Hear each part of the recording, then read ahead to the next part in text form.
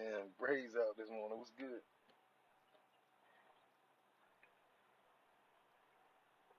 Try not to tag these damn dog groups. What's good? What's good? What's good?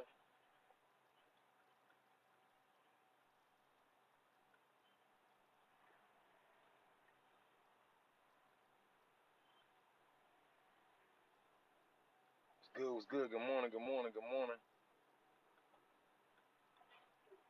On the 1-2, 1-2s. Out and about. But yeah, this morning, forgive me, I'm driving. We're gonna talk about the state of hip hop, and as an artist, what's the plan? You know what I'm saying? What's the plan? So as I'm pretty sure that everybody know who've been tapping in and been watching that yesterday PNB Rock got murdered. You know,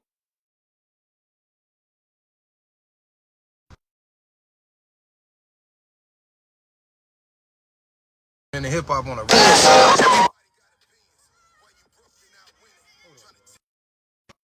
see now right now is that we look at the state of hip hop rap shit and what niggas is doing and what's killing the culture. And I think that at some point we gotta be realistic. This bravado shit and all that we on, music shit that we on, ain't no balance. You feel me? And we used to look down, we used to always look down on the rappers like this generation, we noticed in the last couple of years, they was like, yo, I used to look up to goddamn this rapper, I used to look up to this rapper. And they be like, man, I found out that nigga won't even like that. It's the reason why he won't like that. Every nigga can't be in your crew. If every nigga like that, who the fuck is the businessman? Who the real nigga? Who the ladies man? You know what I'm saying? Who the person in your crew? Everybody in your crew can't be a real nigga. Can't be a gangster anyway. But the shit failing us at the end of the day. And it's crazy because we want to believe as black men, especially black men, we want to believe that we can go to the hood. Like I'm from the trenches, so I'm from Jersey City. And because I'm from the trenches, when I go out of town, I'ma pull up the South Central. I'ma pull up, you know what I'm saying, to the worst hoods, cause you feel me. That's what I know.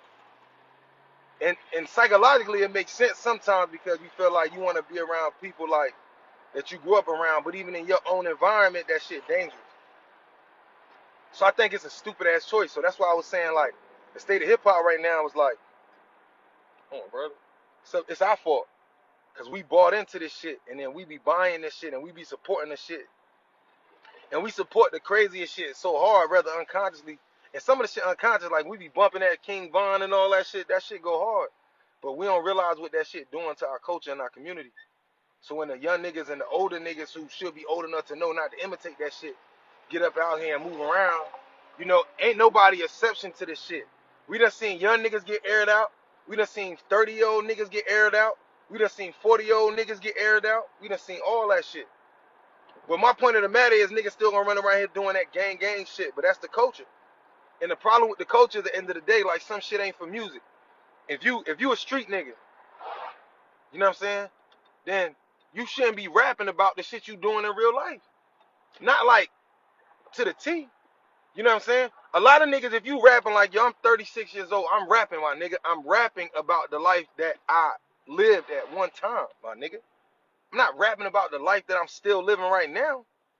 You know what I'm saying? Like that's the point. A lot of these young niggas, or a lot of young people that don't understand where I be coming from, or women that don't understand where I'm coming from, that's because y'all don't know my story. Y'all don't know where I came from. Y'all don't know how I came from bald and fell to the streets and I deal with the robbers and the shooters and shit, and just what I came from. You know what I'm saying? So of course that's why I be saying like,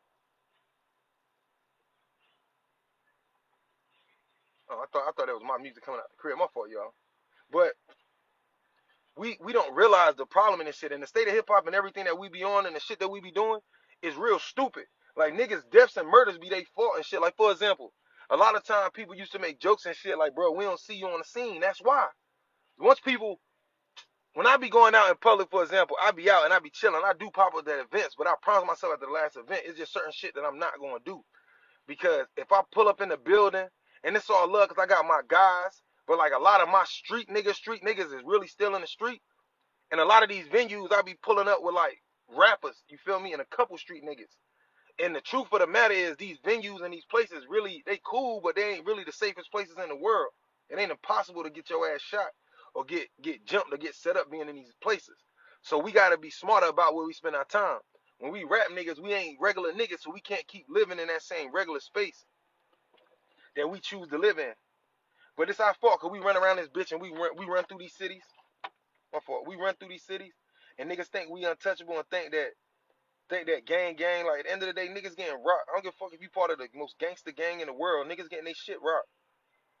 And half of you rap niggas gonna get y'all shit splat too, and y'all niggas gonna be dead in prison. This generation, and niggas be mad at me when I be speaking the truth, but fuck it. This generation, almost half, all of y'all rappers and shit, entertainers gonna die. And if they ain't gonna die, they gonna be in jail. Why? Because it's the content of the music, and at the same time, it's the culture. The police and them set back and let this shit happen for like a good 2-3 years. Or y'all wanna arrest niggas now? So now, the niggas who started these waves, the real killer niggas that was doing this shit at the end of the day, like, yo, some shit like, the game got fucked up when the game allowed the killers to tell the story. And I agree that the niggas who kill or niggas who rob, everybody got a right to tell their story.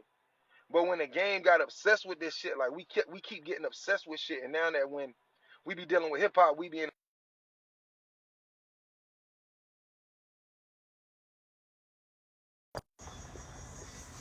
Hold on, I'm about to get out my car, because this shit, I think the sound probably fucking with y'all. Hold on, y'all.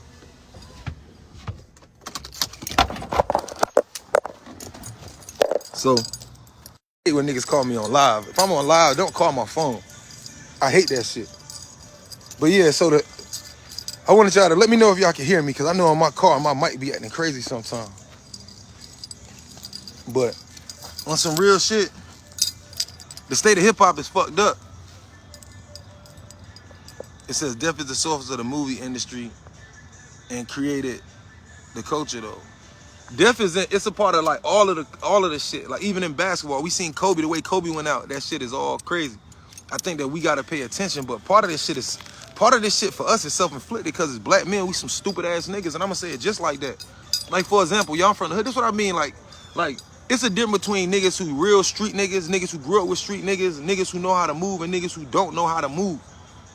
Most of the murders that we done seen in the last 2-3 years, niggas got murdered from being stupid.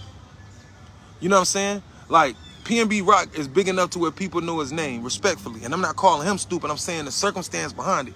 Just 5 days ago, he was on DJ Academics, and he was talking about how, he said, yo, I was in LA a couple times, and he said the first time I was with my girl and my kids, and the niggas, like, they pulled up in a car with tinted windows, and he said, I seen them, they was being extra loud about it. He said, yo, I went in about my business, and when I was coming out the store, they got loud, and he was like, yo, I ain't even on that. And he said, and I got in my car and left. Then he said another time, he said some Grape Street niggas walked up to him, like they walked up like it was love, but they surrounded him, and so he said he pulled it, he lifted up his shirt like he had a strap on him, and then they was like, damn, brother, oh, we fuck with you, and they told him, come to Grape Street, holla at us. And he said him and his man went to Grape Street, and they was like, bro, a lot of these rap niggas pussy, they don't never pull up to our block. You know what I'm saying? So PNB Rock, he pulled up to Grape Street, and he was saying that it's because he come from the trenches, he come from poverty. You know what I'm saying? Yeah, his girl dropped the location on the thing, like, to be honest, I don't think it mattered that she dropped the location, because when he posted the food, like the food was the giveaway, not the location hurt though. But it ain't a lot of places that serve that type of food. So if you in LA and niggas know you in LA, and then next thing you know, you post some shit that they only serve at Chicken and Waffles, it's not hard to understand, especially when you post the table and shit like that. So it's people in that area that motherfuckers know that shit. But it's not really just the locations, because a lot of times PNB Rock and them girl, they like, I ain't gonna say he ain't got no California fans, but a lot of times those people you close to be like New Yorkers, Philly, Jersey motherfuckers. You know what I'm saying? What happened is everybody in LA, everybody in damn near in Los Angeles and them gang areas is gang related. If not in a gang, they related to gangs, they boyfriend in a gang, they mama and daddy gang members.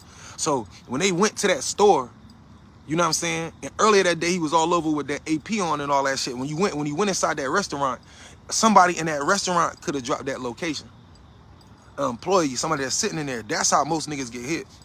That's what I said. The workers, sometimes when you drop the location tab, they can see that shit. You know what I'm saying? So that's true. But at the same time, they was in public with motherfuckers. And so with PNB Rock, when I listened to the circumstance of PNB Rock, it was a lot of simple mistakes that we don't make. So I remember like a year and a half ago, a lot of niggas made jokes like, bruh, the dream ain't in the house and da-da-da-da-da-da-da-da-da. But the reason why people assumed that I was just sitting in the house was because I don't be in the public like that. I do pop out in the public, but it's been enough times for me, just from talking and music and just general, where I've been out and motherfuckers walk over to me like, bro, you know, you kind of somebody. So, you know, I've had people tell me that, like, I've been places and niggas that's with me or niggas that know me, like, bro, niggas is da-da-da-da-da. So we got to be smart at how we moving. Like, I keep it funky. Like, I feel like if motherfuckers, you see motherfuckers out, y'all niggas need to have y'all guns. You know what I'm saying? And you don't be wanting to walk with your strap, but I be telling niggas, like, it's time to go legal for all you niggas. Like, that's what I be trying to tell niggas. Like, you a felon, you can't get that shit, then you got a girl or your wife, she should have had a strap. And that's my personal opinion. You know what I'm saying? Me personally, shorty got straps. You feel me? And at the end of the day, the niggas around me that fuck with me, rather musicians who ain't felons and shit. See, that's the issue. We got a whole record label and we signing all felons and shit. How the fuck we gonna protect ourselves? Because if we protect ourselves, we don't get to use the self-defense law because we felons and we ain't even supposed to be around firearms. So at what point do we gotta depend on niggas? We need the military ain't full of street niggas and they be out here holding shit down. So the street nigga ain't the only nigga on the planet that can hold it down. The street nigga just the bolder nigga in our society and the nigga that's quicker to do some shit. But I know a lot of niggas who not street niggas who ready to bust their pistol. So you gotta surround yourself around niggas like that. So that's why you better off on some shit like in the future. Like if I pop up in the city, I'ma pop up. You see me with 5 chicks or 4, 5 niggas. Oh, niggas got guns, my nigga. Straight like that. Like, I'm from Jersey. I know how this shit go down. Niggas be chilling there smoking. Niggas pull up on them, air this shit out right in front of the block. We was little kids. We seen niggas noodles on the sidewalk and shit. See, that's the difference. That's why PNB Rock should have know better. If I'm gonna be out in LA, first of all, I'm gonna be out in LA with 30, 40 niggas with me. Boosie said when you in LA or you in California, you need to have your strap out. So that means when niggas rent they Sprinter vans, niggas Sprinter vans need to have legal pistols. And you ain't got no legal pistols, you better have some choppers and some ARs in the car. And while we riding, niggas, I got niggas in the back seats pointing they shit out the window and shit. I got niggas in every window we got. It's a nigga. I got a nigga sitting in the back of the SUV with a fucking chopper in case a nigga pull up behind us. I got a nigga in the passenger seat with this shit pointed at the window while we ride. I got a nigga in the back seat. Niggas be tripping. You know what I'm saying? That's what I be saying. A long time ago, I'm gonna give y'all a game this morning if y'all fuck with me. A long time ago, you know what I'm saying, when I was out here running Reckless, we was connected with the niggas from 58th and Normandy in the 60s territory. So the niggas that we was rocking with when we was young, and like we got up with these niggas when we was like 20. Them niggas, some of the big homies told niggas the truth, but I was one of them niggas used to ask questions, and he told me the truth. And this some real shit. All the niggas on the East Coast and around the world that's in gangs, I'm gonna tell y'all some real shit. Whether y'all believe me or not, it is what it is. But this came from Cali niggas' mouths theyself. They said, bro, listen, you better off repping Black House as your gang than coming to the California repping Blood, Crip, 30s, 60s, you know what I'm saying, Paru. You better off repping a gang or some shit that you started where you come from, because niggas out west and in Cali, they don't respect. Oh, what y'all niggas? Or y'all Black House? Oh, no doubt. You feel me? We fuck with it as long as y'all stand up niggas, you know what I'm saying? They better off that. But when niggas is from the East Coast and all over the country, where most niggas is got down with gangs and in gangs affiliation with niggas who ain't really from California, but some of these niggas from California, right? He told me straight up, he said, even though you and your mans, y'all some real niggas, we was younger. He was like, yo, y'all come to Cali, y'all come to 58th Street, and as soon as y'all get there, y'all could be some of the realest niggas. But there's 40 niggas or 50 niggas on the block, young niggas, the old niggas. You know what I'm saying? 100, it really be like 150 niggas on the block. And he said, yo, I might be upstairs, and they be like, yo, who you here for? And I be like, yo, I'm here for da-da-da. And they was like, yo, my nigga, by the time I put my shirt on and come downstairs, the niggas could have killed y'all niggas, because they just don't smell y'all, because y'all don't come from where we come from. And that need to be the honest logic that niggas need to understand. The truth is that California niggas, respectfully, because I do know Cali niggas do not respect out-of-town niggas like that. You didn't go through what they went through. You didn't get put on in their neighborhood. They didn't see you bust your pistol. Even if you from Florida, Carolina, New York, New Jersey, and you've been running with niggas who really wild for blood, they don't consider you the same because you ain't come from their turf. That's the truth. You feel me? And see, that's how I know a lot of niggas out here being misled by their homies, because if your homies really real, them niggas gonna tell you the truth. You know what I'm saying? The homies told us when we was younger, like, they used to get on me. They be like, yo, bro, don't rep that shit. And I'd be like, and I could never understand them at 1920. Don't rep it. Like, you don't give a fuck what Nip doing. Don't rep it. And I was like, why? He was like, because at the end of the day, bro, all the dirt them niggas did in California, they really don't want to see them niggas win. You know what I'm saying? All of the bullying we did in California, all the niggas we robbed, hurt, bullied, they don't want to see niggas win. He said, not only that, like, don't do like the nigga told me don't do what Nip did, throwing the hood up all the time, because the hood ain't gonna get you there. Niggas don't want to do business with the gangs. He said because as soon as they do business with the gangs, hip hop dying. And my nigga in affairs right now, so I can't even talk to him. But he told me this shit when I was 21. And look at the game, and I know he in jail saying like he used to tell niggas like, you know how you violated? Let me catch you doing the shit let me catch you doing shit you're not supposed to be doing. That's how you get violated. Let me catch you walking around and shit. Like, niggas don't know the truth. I say niggas need to educate themselves. These niggas so-called street niggas. Niggas street niggas but don't know shit about these conjunctions in California, about the gangs y'all niggas repping. That's what I be saying about niggas really knowing what they is. At the end of the day, I don't got nothing to prove. Nigga, I'm a human being. I'm a human. I rep myself at the end of the day. And as I grew up, because at the end of the day, y'all need to understand this shit. Let's talk about these conjunctions in California. For example, for the crew like the Rolling 60s, right? There's conjunctions. There was so many crimes done in the 90s and in the 80s and 90s. And they said over 75% of them was done by the Rolling 60s because they was the biggest gang. So they started conjunctions. So let's say the neighborhood you live in, whoever watching, where you live at, that block you live on, that 60s territory, but it's like in Raleigh, that's like the whole north side of town. That's how big the 60s territory is, where the rest of the south side split up in pieces. Let's say if they catch me anywhere outside of my neighborhood, like if I live on the north side and on the block I live on, Falls of the Noose, if they catch me on Capitol, you feel me? It's a felony. It don't matter like if the cops pull me over and I'm a 60s and I'm over there, or I'm a Pyru and I'm in motherfucking in certain gangs, because the 60s got it for sure. But if you certain gangs and they catch me over here in Compton, or they catch me in certain neighborhoods, what they gonna do to me, that shit is a 10-year to 15-year sentence. So if I pull up on a neighborhood and I get out the car and I shoot up the block and they catch me on camera and I shoot a nigga, I shoot at a couple other niggas and I throw at the hood and then I get back in my car. If they catch me in court when I threw at the hood, that shit come with 10 and 15 years. If I had a flag on me, that shit come with 5 to 10 years. You know what I'm saying? Not including the gang crime. Like and now it becomes a gang charge when you throw up the gang during the crime and somebody see it, because now it's for the neighborhood or it's for the gang. You know what I'm saying?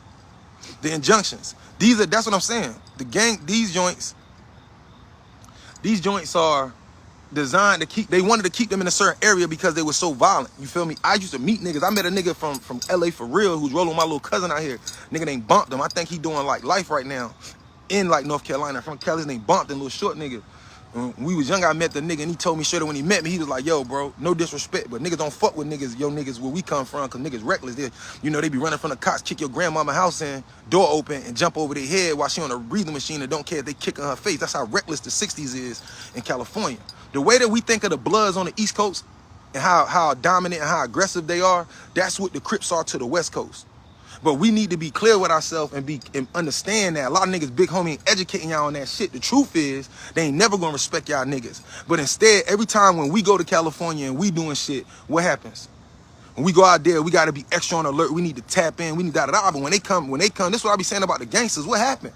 What happened to the gangsters? It was at one time, see, in the 90s, the niggas in the 90s, that's why niggas stop playing these games. They know that all of the opportunities in LA and Hollywood and all that shit, but everywhere you go in LA, there's some dangerous shit. You feel me?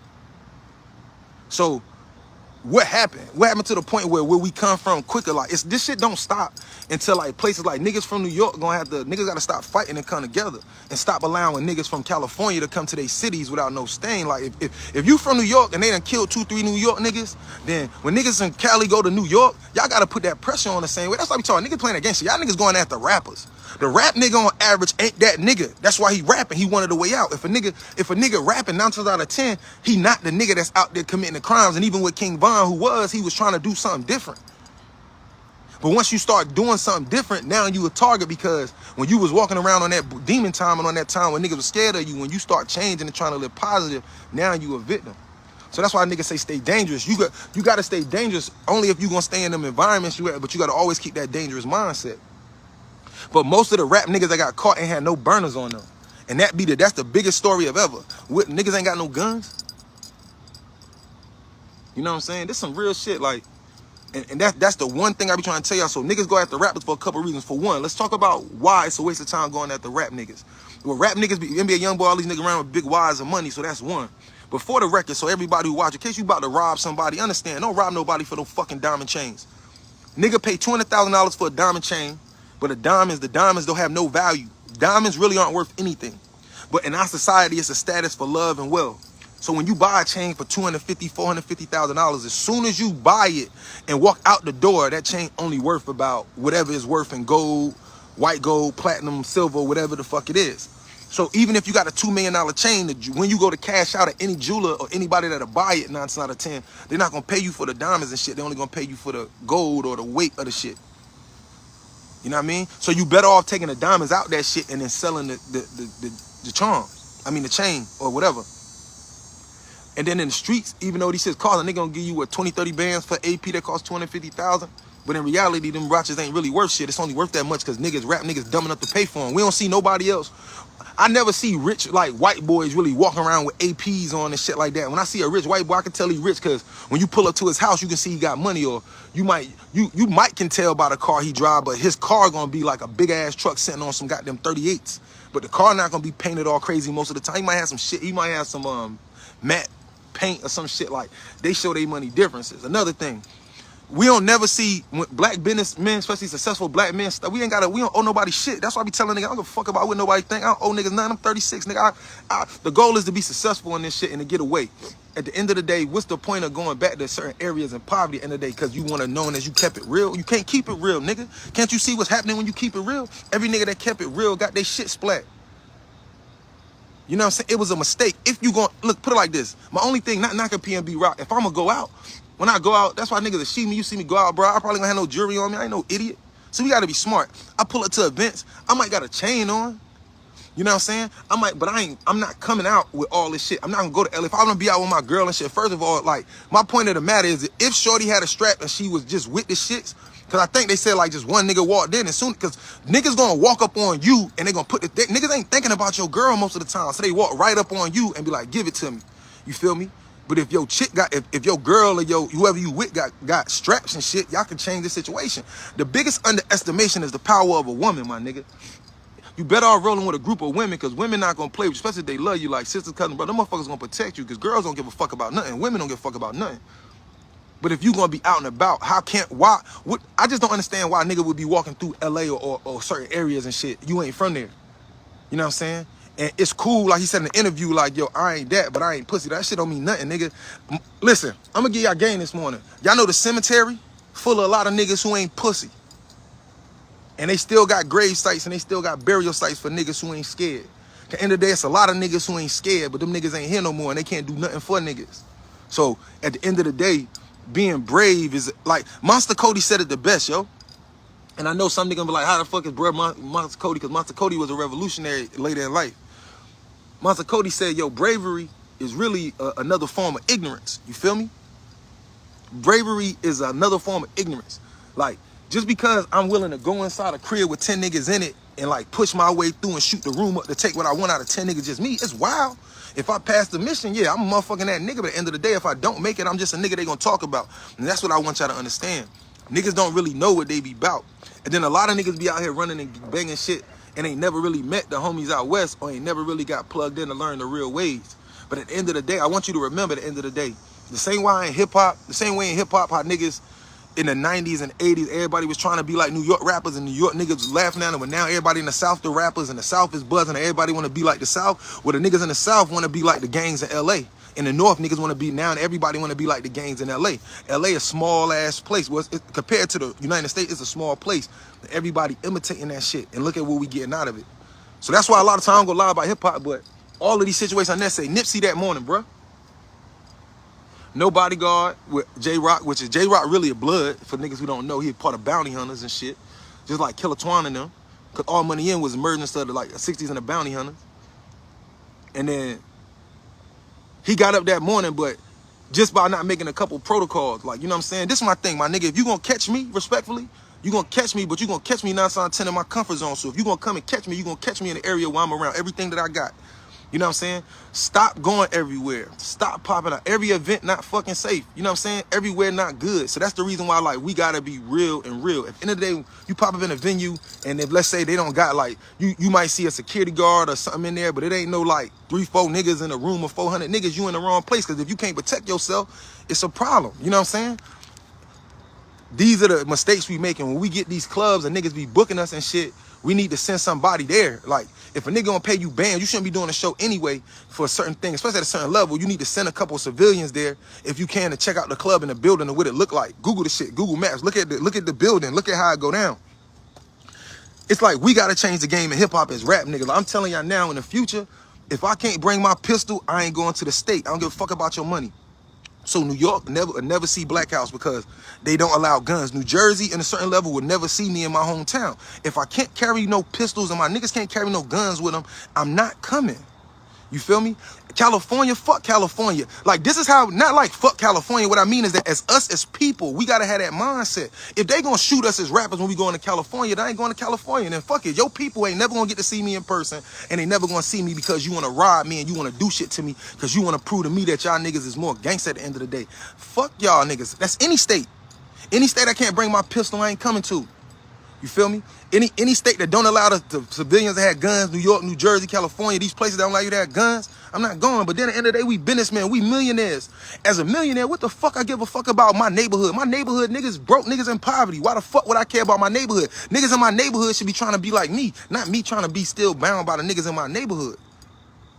See, but that's the trap though. See, the game was designed now to when you blow up, because in the 90s earlier, niggas blow up, niggas get famous and niggas leave the hood. We don't never see them niggas again. That's why, bro. When I was growing up, Kiss Gatlin opened a store in Jersey City. And them niggas about destroyed that store. One of the niggas where they aired that shit out. Nigga killed the nigga that was running the shit, certain shit. You know what I'm saying? You can't have nothing in our community because niggas too jealous and poor and everybody looking at situations as an easy lick. You know what I mean? So the best thing you could do is stay out the way in this business and what the fuck you got going on. If at the end of the day, if you a young rap nigga, upcoming artist, play this game, you gonna be in a casket. You feel me? Ain't no way around it. Like you said, you do the research and every contract is a death clause. The death clause is in every contract. They don't even speak about it. Meaning that whatever you're worth, the record label has the right to take insurance out on you. This is not a secret. And if y'all think I'm lying this morning, it's called the death clause. Look it up. And it's in every contract. Meaning that if you were to die, like whatever you're worth at the time, the label can have a policy 10 times worth with your amount with your worth. So the example that they used in one documentary was like Michael Jackson. Early on, Mike was worth good money, but in his peak of his career, he was worth 100 million. So that means they was able to put damn near 100 million. He brought 100 million, so they was able to put down damn near probably $1 billion policy on Michael Jackson. When Michael Jackson was up here, they didn't have to do nothing. He was on decline, but Mike stopped performing and got all the rights back, and they weren't making that money. We're not gonna talk conspiracy, but when he died, right? Because we ain't gonna get into that. But when he died, they made $1 billion off Mike, and then all of the masters that Mike owned, they got them all back, and that's the crazy part. And that's the point of this music shit that we understand. There ain't no game to play. Niggas can argue me every day. Go get your deal, that's on you. Ain't no game to play, nigga. If you study the history of this shit, nobody won. Sam Cooke was the first nigga to ever own his masters. And then a white boy came to him, a Jewish dude, and said, yo, let me tell you about these record labels, they robbing you. And he was like, word, he said, if you let me, I'll be your partner and I'll make sure you get it. So the Jewish dude really did show Sam that he was getting robbed. So Sam started a company. The Jewish dude said, yo, I'm gonna make this company for you. And you the owner, I just work for you, I'm an employee. So Sam was really an owner. That's why in the movie The Last Night in Miami, Sam Cooke was the only black man in our time, in that era, who was financially free because he owned his masters. He was getting like 89 cents on the dollar, like he was really killing them. But remember, he had made music first for the record labels where they robbed him, but that Jewish dude, and I think he was a lawyer, helped him get out the contract and helped him start a company. The year that Sam Cooke got murdered, or assassinated as we say, the last 2 months, his assistant was a white lady, said that the dude, that same dude, was coming in getting documents from her. At first she said she wasn't paying attention, but she started noticing he was coming to get the original forms that they had signed together where he was an employee and Sam was this. But when Sam died, they realized that all of the legal business and all them documents had been changed. And when Sam died, all that money and all them records went to that Jewish dude, and his family broke as fuck. That's the game hip hop. So when niggas be like, yo, bro, you shell, that's why I'm shell. Because I ain't just a nigga out here rapping that's trying to be a rapper. I understand that I can't trust niggas. If I go to studio with niggas and I go to your studio and I drop a verse, and let's say I get famous a month or two later, and I need or that song that I drop on your shit and the label want me or whoever, or I need the masters and I come to you, or if you get a deal for some niggas and you go to get the masters, those are your masters, and the nigga who own them sessions gonna be like, nah, tell that label to come holler at me because he did the session. Even though you paid them for the sessions because you didn't know to bring you a hard drive and keep a copy of your sessions. You know what I'm saying? And then there's some engineers that don't want you to, so that when you pop, that you got to come back and pay them for these sessions. The game is designed around a bunch of bullshit. What's going on, bro? The game is designed around a bunch of bullshit. Education is key. That's why I say regardless of what niggas think of me, some niggas think I'm a failure because I didn't take them deals. I could be on TV doing all that shit, but at the end of the day, that ain't what I wanted. And I'm not saying that what I want is what you want, but I'm here to tell y'all the truth. But and I go back to the death clause, meaning that so if you're worth $1 million, they could take out a $10 million policy. If you worth whatever you worth, they can take out times 10.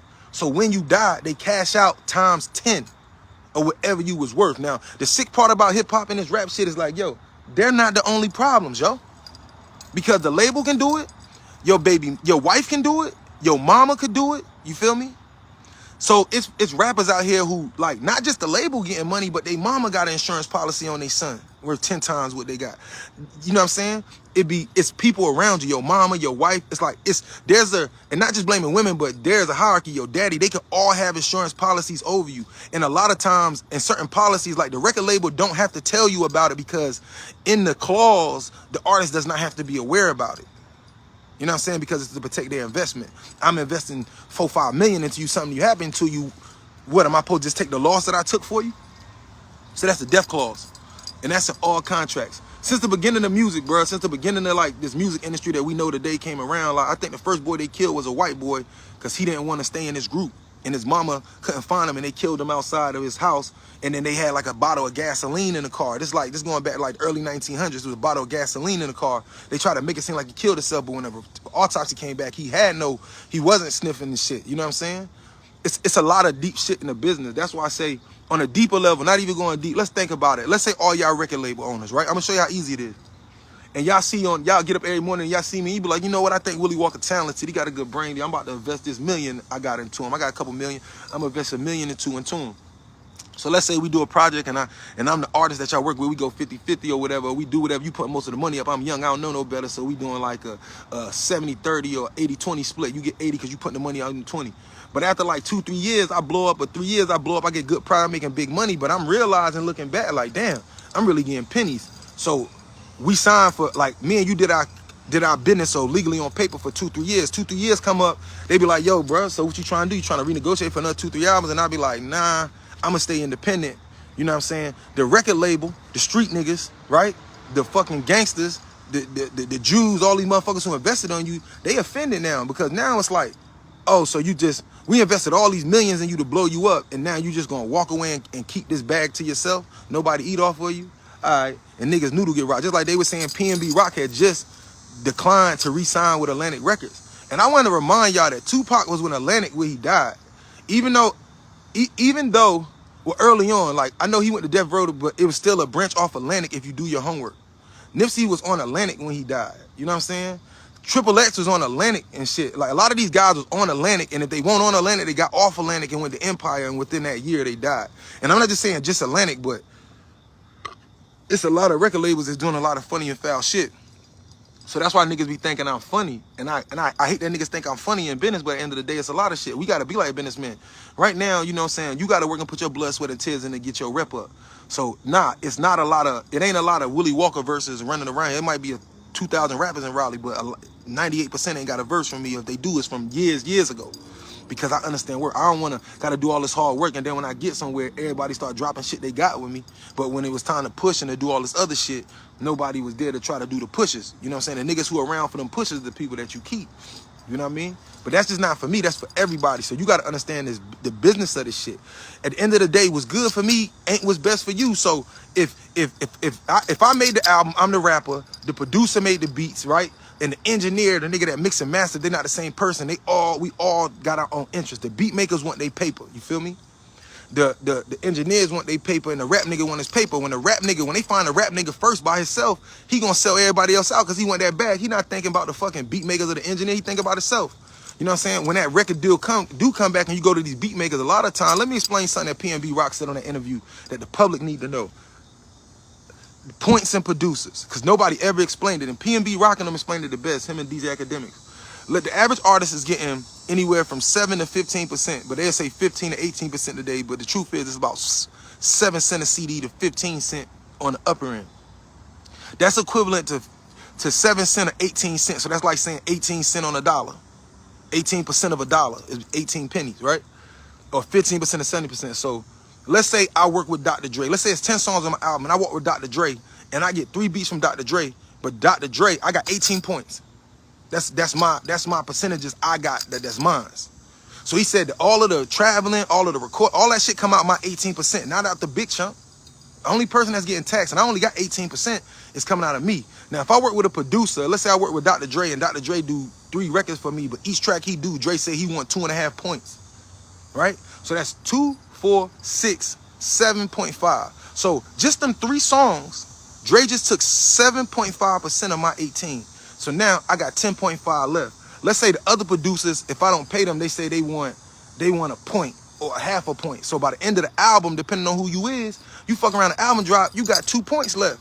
So not only did you have 18%, but you already in debt because you got to cover all of this shit. But now the producers is taking points from you. That's why producers want points. They don't, instead of paying out. That's why I be telling niggas who rap and shit, stop rapping over these niggas beats. Like if I rap on these YouTube niggas beats, I'm doing mixtapes. I'm putting that shit out for free. I'm using it online. I'm giving that shit away with covers. I'm not charging. You feel me? I'm just using it for promo. But when you dealing with beat makers and shit at the end of the day, you need to understand that shit. At the end of the day, you need to cash them out. So that's why even though like lately this last summer, you know, I've been reaching out to like people that I've been around a long time, niggas who've been making beats and shit like Major and Millie and them. Like I've been around them niggas for a long time. But even with my guys, there's only a certain amount of my projects that I'm gonna do. You know what I'm saying? That's them. And it's not to hurt them, but it's to protect me at the end of the day. Now, these my guys. When I didn't have it, Major looked out for me. It's just in general. Like I'm super rich now or nothing. But when I really didn't have it, he was looking out for me. Millie, on the other hand, that's Major's nephew. He's super talented, but he's been around a long time. So with me and Millie, for example, when I did the whole album on Millie Beats, it's respect, and it's also because I want to see my niggas win. So I got all, like, you know, I got all these albums. I still got like 9, 10 albums I ain't releasing. I'm still working because it's about proper timing and shit. It doesn't hurt me to go back to my friends and say, look, yo, I think that I'm a talented nigga, but I could go further because I know how talented Major is and how Millie is, or other producers, Hayes. So I'll go back and intentionally work with them because it's like saying, look, we can go 50-50 on this. You made the beats, I wrote the raps, I mixed the records. We just split it 50-50. You know what I'm saying? Shit, I can't pay you for, see, you gotta be businessman. I tell niggas that I really believe in producers, like, I can't pay you fucking 10 bands right now or whatever to take your beat out. Now I can, now sometimes I can buy you want 1,500 2 racks for a beat. We gotta be businessmen. But if you can't, that's when you say, you know what? Like this is my organic business plan. Let's say I get a beat from a nigga. I tell my nigga Millie, like, all right, look, bro, I wrote the whole record and I mixed and mastered the record, but you made the beat. I technically didn't pay you, we boys. So what I'm gonna do, I'm gonna give you 15% of the writer share of the record. So that in the future, and it's like playing, we both playing the back end game now. So in the future, if this record sell 1 million records, he's gonna get paid as if he wrote 15, he's gonna get paid as a writer. I also gave him the rights to his beats because I didn't make it. Any producer I work with, I call you, or rappers I work with, I get their real name. I don't like working with other niggas, and when niggas be talking to me about going to the studio with them and doing compilations, I don't be mad about that. I love working with people. But what I don't like how messy it is. We do 10, 12 records. Well, whose songs are these? Who records are these? Where they going? Who using them? All right, cool. That's just the first question. Next. Niggas be putting out shit. I seen niggas put out shit in the last couple of years and niggas don't call me. Like if you put a song out and you won't call me and you ain't ask me my real name and shit, then we ain't playing fair. And I'm not invested in that shit. So it's business at the end of the day. When we do this, when we do all of this business, I'm looking at this shit as a businessman, and I don't want to be I ain't trying to get robbed out of shit because these rap niggas, they gonna go up there and they just gonna put their song out with you, they hype. And most of the time rappers don't even mean it, but they don't know the business. So they go throw the song up. They didn't write the producer name down. So the only person that get credit, he gonna get paid like he made everything. You know what I'm saying? And that's the biggest key to this shit. That's why I'm in-house. Facts, Tef. What up too, bro? I ain't seen you in a minute. Team Pisces, bro. But that's the thing. That's why in-house, when you learn what people was thinking that like Willie a funny nigga, what nobody's realizing is that it's business. So if I can master mastering and beats and shit, when it's time for me to put them albums out, I ain't gotta call nobody. I ain't gotta sit and wait for no producer to give me clearance. I ain't gotta worry about arguing with niggas in the future. I ain't gotta worry about if this record blow that niggas gonna try to do all. I ain't gotta worry about it because I'm sitting there and put that work in. I'm the person that's doing all of this shit. So I'm gonna get the bread from it. You know what I'm saying? And that's how we gotta think. It's just like any business. With a dog business, I got dogs, right? So with my girls and shit, like one of my girls, everybody wanna breed with her. My other girl ain't got no papers, but she an XL, she a huge dog, she like a 96-pound dog. But it was hard to get niggas that breed with Now, you know what I'm saying? To get people to breathe with her because of what, you know, the business and shit. She got no papers, da da da. All right, cool. When you own all the dogs, you feel me? It's just like in rap. If I got 7 dogs, right? I got Lala, Hatchet, and Bassett. I got 6, cause one of them I got rid of, right? And then I got Loki, Hadmir, and Mufasa. I got 3 girls and 3 boys. Now, for one, if when it's time to breed the next time, I ain't gotta ask nobody shit. That's the key. You want to sit at first when you get in the game, yeah, you got to do certain things or pay your way, or hopefully people look out for you and you be humble and stay that way. But in the future, it's not worth getting mad over. You just got to learn the business. So what did I do? That's why I got boys. I don't need to call nobody. You know what I'm saying? Because when you start calling out to people at the end of the day or doing this and shit, it just be a hassle. At the end of the day, when I wake up in the morning, I want to get in the studio. I ain't got to call no fucking body. I'm going to get in the studio. If I want to make it, if I really in the vibe, I can make me a beat. If I want beats from other niggas, I'll call. You know what I'm saying? But that's a very, very small circle. You know what I'm saying? This business is a shiesty business. We getting beats from niggas or we don't know in 4 or 5 years when the money on the table, them niggas gonna be some of the funniest acting niggas in the world. Or as a beat maker, these rap niggas gonna do you dirty. So that's why I be telling niggas, like, if you don't, I got a rule, and it's me. I don't want to beat from a nigga I don't know. If I don't know you, or if I can't like reach out to you on a regular, I ain't gotta know you, but we can build a relationship to where we speak and we chopping it up on a regular before we start doing business, when I know I can reach out and touch you. When I know that we can, you know what I'm saying? That's the type of business I want to do, because when y'all get niggas getting all these beats and these records be hard, I be hearing out in the public. But when it's time for y'all to go get them deals, the labels got to go find them niggas. And them niggas gonna run up the bag on you, you feel me? They gonna run that bag up on you because you didn't pay for it, so they gonna be like, yo, I'm gonna need goddamn 70,000. When your record already #1 in the country, so now instead of you paying early, see, when you buy a beat early before it's big, the producer, it's whatever he think it's worth. So you can catch a beat for 600 that might be $1 million hit. But if you cash him out, you don't owe them no money. You know what I'm saying? Top of the top. But that's the point when I was saying when PNB Rock and them broke down the points, and I know I'm jumping, but when PNB Rock broke down points, so if you got 10 songs, every producer you work with want a point, that mean that you don't get nothing off this album. So that's what control is. And I brought up the dolls because it go back to being, you know what I'm saying, vertically integrated. So that's being able to complete the business from all of it. You know what I'm saying? From having it with dogs, having a girl and a boy, being able to control the production, right? So I own the mother and the father, so I control the price margin at 100%. You know what I'm saying? Not only that, but because I own both parents now, I ain't got to give up no dogs to the pops, or if you whatever, right? You own the whole production. So if you have 9, you ain't got to give a 7. Or if you have 12, you know what I mean? Which I don't mind. If I do business with you, I'm going to give you your dogs because that's me, because I seen something in what you had in your business that can help me. So I'm not telling y'all not to be good businessmen, but be a man of your word. But if you a businessman, if you a smart nigga or a smart motherfucker in business, you're going to look around and say, okay, if I can cut out these, and these pieces, and I ain't got to cut nobody's throat to do it, but if I can cut out these pieces, then we good. It says Jonathan J. Stone, Franklin Tat, Dan, Willie Walker, spitting knowledge. We all in the same language. Respect, bro. But that's hip hop. We got to make choices. At my age, I got to make choices and shit. I had like people close to me like, bro, what's up with you the last couple months? I know for a fact you could have shot way more video, because we got to start asking ourselves, what's more important? Me constantly dropping these new videos. I done gave niggas 4K dope concepts, fire ass records and shit. I'm still music. That's my passion. I'm going for my legacy. But I'm not going to invest all of this paper in hip hop when hip hop is too busy following another nigga, you know what I'm saying, buffing other niggas off, being dick riders and following fads instead of using their ears. So I'm not going to invest every dollar I got in rap. You know what I'm saying? I got other businesses, so I'm investing in other shit that's going to make me that. You know what I'm saying? Rap going to be that because that's what we are. I don't feel like I got a window of time. As long as I can rap, as long as I can market myself, as long as I'm living, you know what I'm saying, I could do something. But that's the game. You know what I'm saying? And the truth is that's why I always tell everybody around, like, it ain't no good contracts. It ain't no such thing.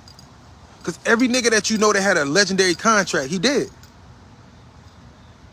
Nip had a legendary contract. They was getting 50% of the doors at shows, my nigga, because they was already selling out shows by themselves from being independent. So when they signed a deal, they was able to negotiate to get 50% of the door at the arena because they was getting it already. So the label was partners. They both split the doors. So if the arena made, like, unlike rap, let's say the label rented the arena and the arena made, let's say, that shit hold 100,000 people and them motherfuckers charge $30 a ticket. Them niggas just made 30 million. But they paid you your little 20 bands, 15 bands, 30 bands, or 100 bands. You still getting robbed. I don't give a fuck how much they giving you because they made 30 million, my nigga. So that's the key, but it's not robbery because, let's be clear, hip-hop and rappers. If you a rapper and you just rap, you gonna get raped because you're not making beats and you're not engineering. Other people gotta eat. So I think the misleading part about where rappers go on TV and made us believe like they all getting raped, and they getting done dirty, but it's to their own detriment too. Is that, well, I made the music, you feel me? I should own the music. Well, you wrote the raps. Sometimes most of these rap niggas, even PNB Rock said, by the time you finish the album and nigga wrote a song for you, or he said it just like that. Nigga wrote a song for you or wrote a hook for you, you know what I'm saying? They want their points. That's why niggas broke, you know what I'm saying? So it's no way to win this game, and I think we gotta be smarter at that. And back to the safety of hip hop, we don't watch, look how many niggas, we don't watch Pop Smoke, Nipsey, what's that nigga? What about the corner like him? Whatever his name is, Young Greatness. We done seen him. We done seen King Von. We done seen Cash. Shit sad. What's bruh from Baltimore? I mean, boy from where Wiz, not from Baltimore. The nigga from where Wiz is from in Pittsburgh. Can't think of his name. We seen niggas getting moved out the way in hip hop because we can't keep it real no more. The culture, the reason why it's a setup is that the culture that we live in today, the gangs run everything, the streets run shit, and niggas, a lot of niggas is narcissistic ass niggas. So it's power at the end of the day. They know that you need, look, you want to be a rapper, you gonna need it. You gonna need the streets behind you, or you need a certain look. So you gonna need to get down with one of these crews. You can pay one of these crews for protection. But you can do it and be going lovely, but niggas, they gonna want more. Like, nigga, you only that because of the niggas that's behind you. You ain't that because of you. And even if you really is that and you got 10, 20 niggas, you gotta travel. So you're always in a position of offense. Y'all on offense, you're not on defense. It's easy to be on defense, meaning that when we out of town, even if I take 20 niggas with me and we on a bus, we all contain to this bus. Or if you smart, you have multiple cars, but it's easy to catch niggas like rappers and shit because we riding in Sprinter vans and shit like that. So all I gotta do is follow. Once we get off the airport in any state, it's motherfuckers, especially in gang states like Texas, Cali, New Orleans. Once we leave the airport, it's somebody, mama, sister, cousin, friend, gang member that ain't got no charges who work here. When you go to these restaurants, same shit. And niggas working everywhere. So when you go into a hotel, you don't know who the fuck gonna text they mans like, yo, bruh, here. And like he said, at the end of the day, all of the gangsters, especially in California and all these states, they know where all the money going. And maybe early in the 90s, they didn't know, so you had to be in the hood. Now, they know where niggas know where all of the wealthy niggas is going.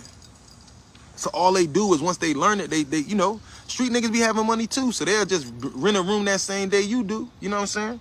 And then catch you downstairs at the lobby and some of them just got a little money and then that's how they on you. So it's extra. You know what I'm saying? And another thing that we got to realize, we talk about these black men and shit. Nipsey's biggest mistake in this whole situation is rich people from other nationalities, white, German, Asian, Hispanic, Iraqi, most of them do not work in their stores. Now, we do see a lot of times, we see people that own the stores, the people we think own the stores, but white people and wealthy people, they own TJ Maxx and Ross and Walmart and shit. They don't work in there though. That's the key, bruh. They don't show their hand. Like, most of the places we shop at, we know the corporation. We don't know the people that own them. Why you think of that? You know what I'm saying? That's why as black men and black people, that's what we know. You know what I'm saying? As people, we need to starting businesses without our face on them. You know what I'm saying? If you got good products, start a business. You feel me? Start a business that got nothing to do with you. So if you get rich, nobody know. But that's what they do. You can set up your LLCs and your businesses a certain way that when it protects you. It don't, because some businesses got your address, your everything on it. So you can set this shit up a certain way to where they can't find you, whether if it's a P.O. box. But that's the education that niggas ought to be on. But that whole shit with PNB Rock, like he had no business being out there with his girl, and then she ain't got no strap. You know what I'm saying? I'm the nigga that I'm gonna keep it funky with y'all. I be out, right?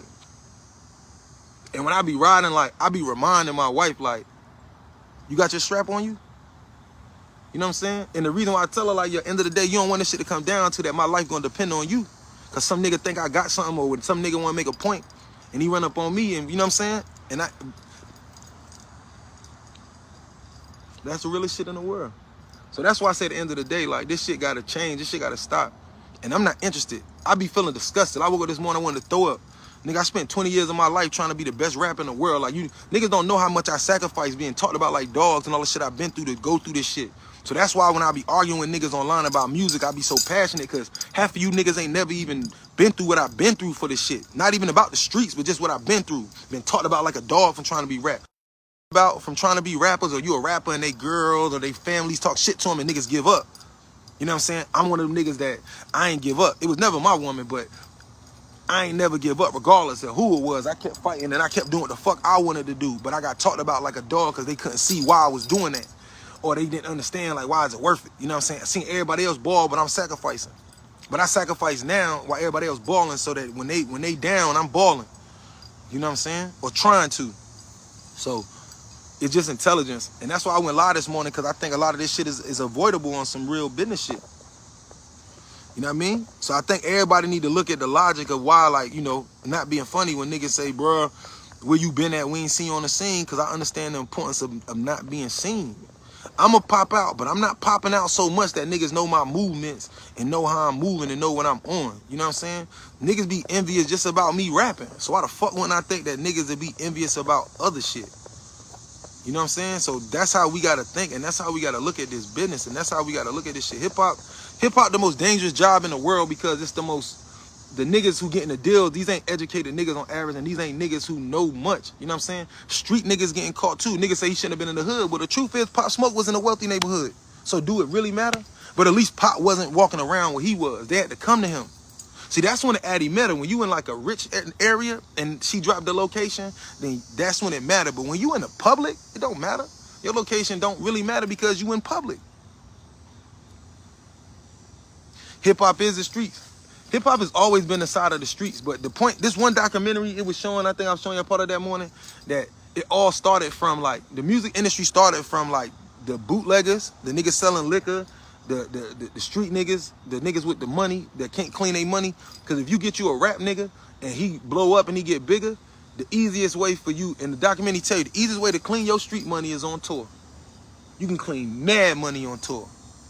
You know what I'm saying? So that's why niggas, that's what make it a dangerous game. The industry of the hip hop, not just hip hop, the music business was started by the mob and criminals. So from the beginning to the end, you gotta deal with this shit. So that's why a lot of times you get into it with a record label, you be like, fuck you, don't take no deal. And next couple days you be dead. Cause these niggas connected to gangs. These niggas got niggas on payroll. But that's just how this shit be. So that's why at the end of the day, how do you avoid from a record label trying to assassinate you? Don't sign no fucking contracts. You know what I'm saying? Us as men and women, especially in hip hop, so us as people, we need to start being more bold. So what, they laughed at you. I'm 36, like, bro, if you was nice, you had a deal. Nah, I ain't got no deal because I didn't want one of them motherfuckers. They throw them shits. You can get them shits anytime if you talented. But for what? I don't see, everywhere I be at in the last 10 years, I don't see any other black person. I've never met another black person who feel like me. Like, no, I really want to own my shit. I'm really going to do what I do. And I know it's going to take me time, but I'm going to get better. Hopefully I get me a team and niggas who going to work with me, and we all going to work for a common goal. But I don't know. Most of the rappers I talk to, they all want record deals. They all want them, really. And it's natural because that's how we've been programmed. But at the end of the day, I don't know any other black man or woman who I've ever met that came up to me and be like, bro, I agree with you, bro. I'm trying to own everything. I don't give a fuck if I don't make my first successful hit until I'm 40, and I started at 20. But all that one record that popped, and you got a catalog of 20 albums, once they go back and look, you're going to make millions just off the world. Just that one time you get your million viewers off your first hit record, go listen to all the rest of your music, and now you got damn 30, 40 million streams. You know what I'm saying? If the labels own your publishing, what money is there for you to make? I mean, publishing is who wrote the records. But the most important thing about a record deal is that if you got a record deal, they're taking your publishing, my nigga. That's a part of the contract. That's what they're giving you the money up front for. Your publishing on average, like some people will get like 15% of their publishing. Sometimes they don't get no publishing. Niggas in bad, but a lot of niggas in the 90s didn't own no publishing. So even though they wrote them records, the record labels or them niggas, whoever signed it, did the paperwork, they getting paid 20, 30 years later. They kids going to school are Biggie and them niggas' music. Not Biggie and Pac and them kids and shit and family. The niggas we idolize ain't own shit. Biggie and Pac, like, Puff owned that shit, and they saying that he just gave his kids money, but shit, he sat on that money so long. What about his mama? What about, you know what I'm saying? It's just a lot of little shit. You know what I'm saying? It's a lot of shit. You know what I'm saying? But publishing is who wrote the records. And the publishing company is who getting it out to the world. So having a publishing company is the key, but the publishing company hard as fuck, because you gotta have a publishing company, and that's the company that published the music. So that's who's picking up the money too. So these publishing companies are the people that's the publishing company. They're going to collect your money for your royalties and shit. And then you got like BMI and ASCAP that's supposed to check them, right? But see, a lot of us ain't got no fucking lawyers. We got to get lawyers for this shit, because BMI and ASCAP, these organizations. So I want you to realize, let's say you got Mad Music out. Yo, we don't know that there's money sitting in ASCAP and BMI that our lawyers and them gotta go claim. Like, that shit is sit there for fucking, like, they said that there's over $1 billion in BMI ASCAP money that's never been paid out. Cause a lot of niggas rapping in the stream videos and shit, but they never ever went, niggas don't know how to go get that money. But then if you're a publishing company, you gotta know how to you gotta go collect that money and know how to go collect it, right? But that's just America. But then what about Africa? What about London? What about all these places that they streaming your music to? These places, you have to be registered and have to go get that money. This shit is a very good job. So you can have it, but then you got to learn how to go get it. Or you hire people when you get your bread up who know what they doing and know how to go get that money. You know what I'm saying? So owning a label is one thing. Owning the publishing, you know what I'm saying? You can own a label and not own your masters. Technically. Happens all the time. They asked Swiss Beats the other day. They said Swiss, being one of the few niggas who really owned their shit with Rough Rider having their own imprint, how does it feel? And Swiss said, I mean, when you look back on it, all of the high level trigonometry and all of the deductions they take out of it, like, you end up realizing, do you own anything? And that's what it's about. Like, this quick money, Chris Krabs. We should know now as rap niggas or as artists is that if you get a deal and you successful, it's a couple ways you're going out. If you rebellious and you gonna live your own way, you gonna get murdered. If you want to be a street nigga and you want to keep it real and keep it funky in the streets, you gonna get murdered. You feel me? If you tender dick and you the type of nigga that's beefing with niggas and you all about getting girls and shit like that, these women, they gonna set you the fuck up for $1. You feel me? It's a lot. It's easy to track. That's why I say fame is a motherfucker, because that's why I be telling niggas, like, you better get your mind and your spiritual shit together, and not on no deep shit, but you better get your mind right before you get in this business or any of this shit, because it's you that's going to get you killed. So I'm going out with my wife and shit. I'm going to go out with my wife and my daughter. I'm going to go to the spot and I'm going to do this shit. No disrespect. But I'm going to go out and I'm going to get something to eat, you feel me? Because I'm from the hood and I'm like poverty and da-da-da. That shit going to get you killed, my nigga. Because you don't understand your position. And PNB Rock said it in that interview 5 days ago with DJ Academics. He said, yo, sometimes I having to check myself like, bro, you famous. It's easy when we come from poverty that we want to believe that we can still live like the everyday people, but we not. We don't got the same struggle as the PNB. You know what I'm saying? PNB, Mo3, Dolph, all them died. Listen, that's my point. So the point that I'm trying to make when you say that, bro, I mean, when you say that, that's a very good point. All of these artists was on Empire. So we got to ask ourselves 2 questions. Is Empire killing the artists? That's one way. Or are the record labels that artists are leaving to go to Empire, are they doing it?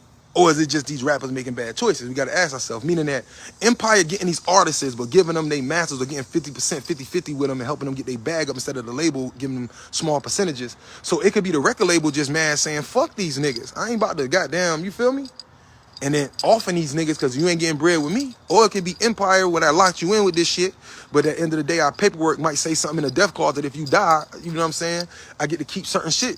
So those are the keys. Empire is responsible, but we also need to think that it's possible that somebody out there killing Empire artists too, because they don't want to see Empire succeed, because Empire's business motto is opposite of the record industry's motto. So it is possible that Empire is killing these artists, but it's also possible that there's hitmen killing these artists for niggas going to Empire. Y'all didn't notice all of the rappers on Empire were signed to major labels. You know what I'm saying? So when they leave the major labels, they all went to Empire. And they felt protected because they all went to Empire together. So let's say you got Dirk Fred. I mean, you got all of these niggas who so-called that's in this Empire scheme, Mo3, they all together. When you see them in videos, you see how deep they is. So they feel more protected because when they do move and travel, they traveling like 100, 200 deep with all of the artists. But they catching these niggas singly, individually. Triple X, he got his ass aired out going to get some shit. But you know what I'm saying? All of this shit come down to not understanding. They go back to what bro was saying last night, one of these niggas from Cali. At the end of the day, know your celebrity. You know what I'm saying? If I'm out of town, like it's sometimes, I give you an example. Niggas be like, yo, bro, I understand this shit. I've been up on the internet so long and I've been doing shit so long and I done went viral at places that I understand. You feel me? I hopped out the car when the last time I went to Jersey, hopped out the car, went up to my man and shit. And I was on my block where I grew up at. And when I got out there, the niggas I grew up with that came out there and grabbed me and was like, bro, you can't just walk around like that. And I'm thinking like, you know, I'm in North Carolina, I'm not in Jersey. But to them, like that's depending on your environment, you could be rich to them. You know what I'm saying? Or you got something like more than them and you can't, we want to go back to our environment because we grew up there. It make us feel a certain way. You can't really go back. You know what I'm saying? If you're not going to go back to your hometown, you know what I'm saying, with the proper ways or like, you know what I'm saying? Or if your peoples really can't protect you, you know what I'm saying? Like you got a whole bunch of brothers and sisters and shit like that. They can do but so much for you if niggas ain't strapped up. Like if your family ain't got, like if niggas, if I say I'm coming to Jersey and I can't feel like they can protect me, you got to keep it funky. We got to be real black. We got to be businessmen. We got to stop living under this fucking illusion. I'm a businessman, nigga. If I'm worth millions, and I gotta go to a state with no motherfucking like California, like which one you gonna be? Either so to keep it real with my culture, I gotta be extorted by a bunch of gangs and fuck niggas because I want to keep it G. No, black men need to evolve. White men, Mexican men, nobody else live under this shit, but we do because we want to keep it real. And our women think that shit so cute. That shit trifling. And if I'm pulling up to California and we can't legally have guns, you damn right, nigga. You need to get some undercut, some off-duty sheriffs to be protecting you. About 2, 3 of them. We millionaires, bro. You see all my niggas in BH? They got kids, bro. I'm trying to go home. See, that's the problem with black people. The black man is the only person that got all of the pressures in the world, but if he don't do the most gladiator shit, he pussy. No, let me tell you, rappers can change the game. Only thing we gotta do is refuse to go to the states that's trying to extort us and stop doing concerts there. And what happens is, when all the artists stop fucking with them, the money don't rep, that money don't come through them cities. You know what I'm saying? Rob the niggas from your hometown. You feel me? That's how you gonna have to get it. You force them to implode. You gonna force them to eat they self. Right now, the shit looks so good because we coming from out of town. But I'm telling you, that's why when I always said in the future, like when I looked at the battle rap, when I move, in the future, like when I'm really moving, I'm moving with a bunch of Jersey niggas. Cause I know how niggas where I come from giving it up. Meaning that I'm moving with, but you gotta be able to trust them. But sometimes it's like you just gotta be able to move.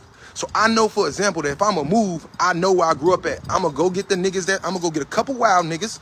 You know what I'm saying? That I know I can trust, that I grew up with. The ones I'm talking about, niggas that love you, that if a nigga look at you wrong, he ready to catch a murder. You gotta find 10 to 20 niggas who love you and willing to die for you or kill for you. Because that's the business we live in. It gotta be like, this shit gotta be deeper than the rest of this shit. The gangs, the extortion game, should I say that, in California, objective is to get cash in the, you know what I mean? They know they got the numbers. We not traveling. See, I want you to understand the 90s. In the 90s, what niggas do? When Mobb Deep came to California, they brought the whole projects with them. Nobody paid attention. When Nas and them came through, they brought Queensbridge. So Mobb Deep them niggas brought like 12 tour buses to Cali. If you gonna go to California and let's say, you know, that's where the money at, they about to pay me $12 million, $10 million. Like, I ain't going anywhere unless they pay me a big bag. But they about to give me a big bag. Nigga, I'm taking the whole hood with me.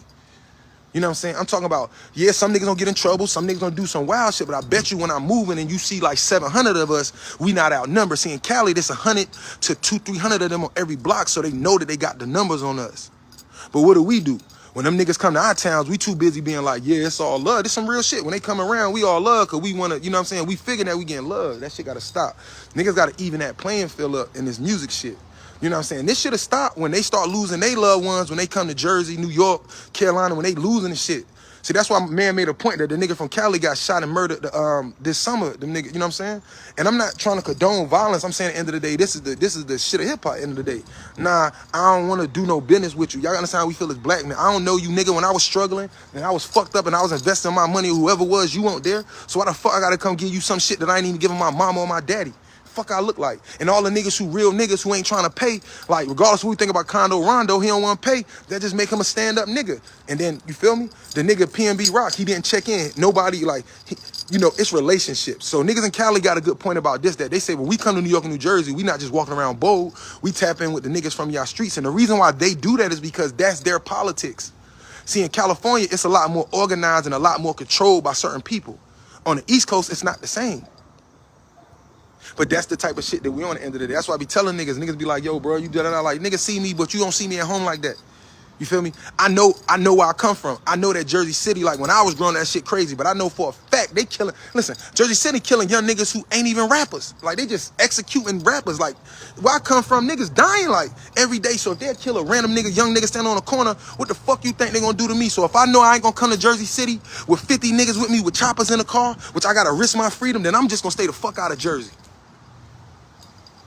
Niggas say what they want to say. Say, bro, you pussy, you soft. Nah, my people need to respect that me trying to keep it real to come see the people I grew up with, gonna probably get my brains blown out on the fucking sidewalk because some young nigga out there think that I'm worth something or more than what he got and he jealous or whatever the fucking case. So you go out there and you go back to your hometown city and you in an event and you out there waving at the people at the high school and the girl that you in high school would run up and hug you and shit that you ain't know and she kiss you on your cheek. Y'all grew as kids and her baby father over there, he mad, he wanna shoot you. Jealousy at an all-time high. I don't give a fuck about what niggas think about me. I love where I come from, but where I come from don't hold hostage over me. I don't have to prove I'm gangsta at the end of the day. Niggas, where I come from, when we was little, we used to say like, bro, I'm getting up out the hood. So when I left the hood, I really had no intention of ever coming back. And no disrespect. I had no, that's anywhere. If I lived somewhere that I thought the environment was fucked up and I love my home, I'm not going back. Now, I done been to Jersey a couple times, but how I move, 9 out of 10 niggas hit me and be like, damn, I didn't know he's in Jersey, right? Because I'm not going to tell you I'm on my way there. I popped up, I'm there. When I'm there, you feel me, I'm there. You know what I'm saying? But even then, we got to move smarter. And I'm not saying like, oh, I was walking around Jersey and no gang shit. I was a regular nigga. I grew up with everybody. I got in my fights. I got into it with niggas. You know what I'm saying? It's not my job. I can't worry about what society think of me because the more I'm thinking about what the world think about me, the less I'm thinking about myself as black man, as you feel me? As a man.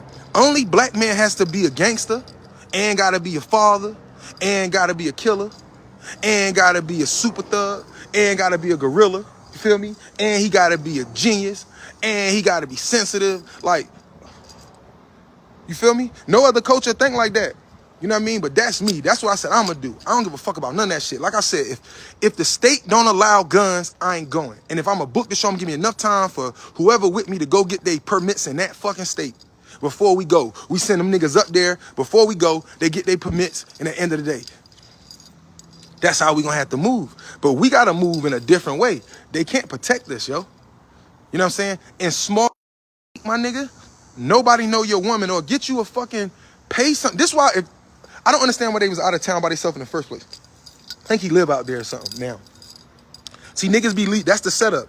We leave where we come from to go other places because we know where we come from is trying to hurt us. But we forget that these other places really don't give a fuck about us. Like I said, only us, nobody else like that. Facts. But I ain't keep up here this morning. You know, I come to y'all and I talk to y'all about shit that really matter. And every time a murder happened, that shit hit me differently. Y'all gotta understand, yo, since I was 18, I made a choice I was gonna be a rapper. And every day I wake up and I see these murders, it's kind of like, it's a part of you that tear. Every murder, it tear a nigga like me. Cause this is what I got talked about like a dog for. This is what I went through all this bullshit and had to stand up and had to argue with niggas and all this shit just for this corny ass culture of these motherfucking, I don't give a fuck you get mad at these homosexual ass, gay ass rap niggas, these motherfucking fake ass niggas, these fucking greedy ass, selfish ass niggas, these, you know what I'm saying, these niggas is thieving, a business full of thieves. Nah, I don't want a team full of niggas and I got one nigga like, yo, I'ma handle this, I'ma handle this. Nah, I don't need it because we know when we look at Selena and most of these rappers, their accountants be robbing them. You feel me? They managers making more money than the rappers. The managers, a lot of the rappers got deals with their manager, but the manager acting like the label. So you getting 100,000 a show, but he only giving you 10, 15 bands and he keeping the rest. Why the fuck is he making more money than you? He didn't make a beat to do nothing. So understand, a lot of niggas think I'm shell, but at the end of the day, it ain't that I'm shell. Like, at the end of the day, I'm in a place right now where niggas love to rap, but don't nobody want to pay nobody for nothing. Nobody ever want to pay for a feature. Because niggas, where I'm at, they feel like, what fuck I'm paying for a feature for? What you paying for, nigga? You paying for to look like you a real fucking rapper next to niggas whoever you featuring with, whatever they got. If you want to feature with this nigga and he known for having BMWs and shit like that, you want to be seen in that light, that's what the fuck you paid for. Especially if you didn't build that rep for yourself. So in Raleigh, for example, if I want to be known as a big boy nigga who drive BMWs, I'm going to go get a Brolic feature. You feel me? Because Brolic, every time you see him, he in them nice-ass BMWs, he got a certain aura with himself. So what I'm paying Brolic for is for when we shoot the videos, for him to pull up. He used to be signed to DTP, for him to bring them BMs out, you feel me? And for us to look $1 million. That's what you paying for, because that's the look that Brolic made. If you want to feature from this nigga over here, he got the street look, and he got the streets, that's what you paying him for. You know what I mean? But this shit in hip hop, end of the day, we gotta be bold. I'm just one of them niggas that bold. I grew up, I'm a stand up on what I believe at the end of the day, but hip hop will never control me. That's why I'm independent. You know what I'm saying? Hip hop won't tell me what to do. I tell hip hop what the fuck to do. I'm not a slave to the game a slave to me. I'm the product at the end of the day. And the rest of the rappers need to realize this. Stop letting these niggas do whatever. I'm the product. I'm what we selling. But if you just rapping, you half the product, and the producer, whoever made that beat, is the other half of the product. But the product that's on the shelf doesn't own the store on average. So imagine if the product owned the store. You know what I'm saying? And that's what music and these self-made businesses do. We have to find a new way to play this game. We gotta stop going to them fucking white boys and these Jewish niggas and getting our deals and doing all this other shit. Work, nigga. Everybody want a record deal, just like everybody looking for a handout from the white hand of God. No disrespect, no racist shit, but the Jewish hand of God, because that's where the money coming from. Get on your shit. I've been rapping for all these years. I ain't waiting for that shit. When I started at 18, I was rapping. If all I could do was make decent music, I couldn't shoot a video, then fuck it. I'm going on the street corner with a CD and a case, no cover. Then when I got my covers, like whatever I could do, ain't nothing gonna hold me back.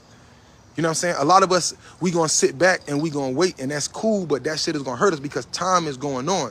Your only job is to try every day. So for everybody, all my rap niggas out here, whether from North Carolina, New Jersey to California, whoever be tapping with me, cause I got people all over.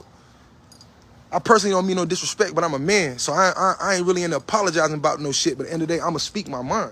I don't give a fuck about hip hop. If I can't come to your city, y'all think gonna tell me, fuck you in your city, cause I'm not coming.